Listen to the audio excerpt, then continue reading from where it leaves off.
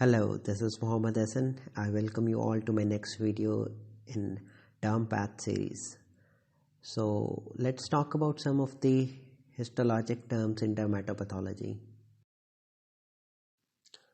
So acanthosis is thickening of the epidermis, and regular acanthosis is referred to as psoriasiform acanthosis. So in psoriasis, these rete ridges, they are elongated and bulbous, and the thickness of the epidermis above the papillary dermis, it is really thinned out, so there is thinning of the suprapapillary plates. Irregular acanthosis is sometimes referred to as pseudoepithelomatous hyperplasia. So papillomatosis is thickening of the epidermis in the form of these finger-like projections that project above the surface of the surrounding normal skin.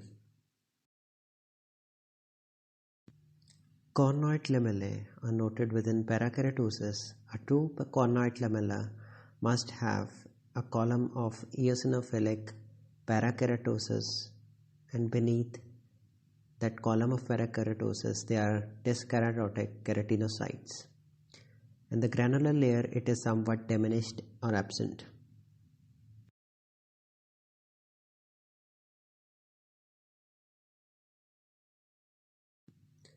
A band-like lymphocytic infiltrate present at the junction of the epidermis and the dermis is called lichenide inflammatory infiltrate.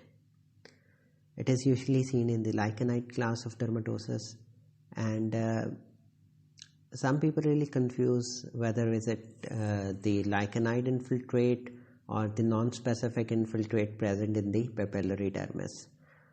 So a good clue for this is if a chronic inflammatory infiltrate, it is hugging the dermoepidermal junction, it's more likely to be a lichenide infiltrate, and this infiltrate is usually causing the damage to the basal keratinocytes. So you also saw those dead or dying keratinocytes, which are called civet bodies or colloid bodies. And if you see a gap between the inflammatory infiltrate and the dermoepidermal junction, it's more likely to be the non-specific inflammation that you see in the papillary dermis. And then the other features of the lichen planus, which is the prototype of this lichenide dermatosis, is the sawtooth appearance of the rete ridges. And then there is increased thickness of the granular layer, what they describe as wedge-shaped hypergranulosis. Here is the high power image of the apoptotic or the dying keratinocytes. These are bright pink eosinophilic bodies. They're also referred to as civet bodies or colloid bodies. Acantholysis is the process in which cells lose their cell-to-cell junction, round off, and kind of float away from one another.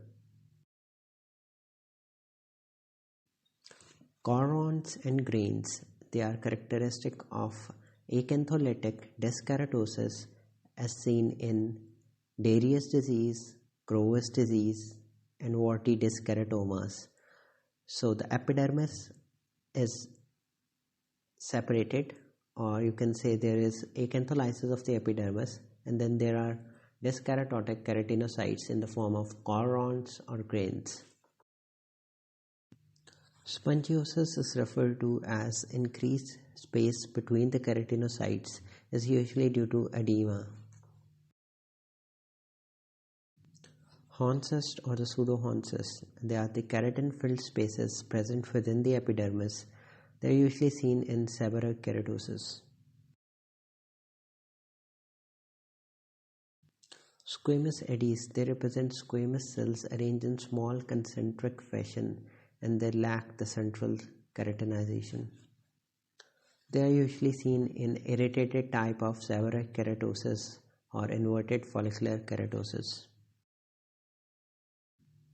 Flame figures, they are characteristic of Wells syndrome, which is also called eosinophilic cellulitis, These are formed by degranulation of eosinophils, and the eosinophilic granules, they adhere to the collagen bundles, forming the flame figures. And I thank you very much for watching this video, and all the images have been taken from online Path Presenter platform. So there is a special thanks for Dr. Raj Singh for giving the permission to use these images. Thank you again.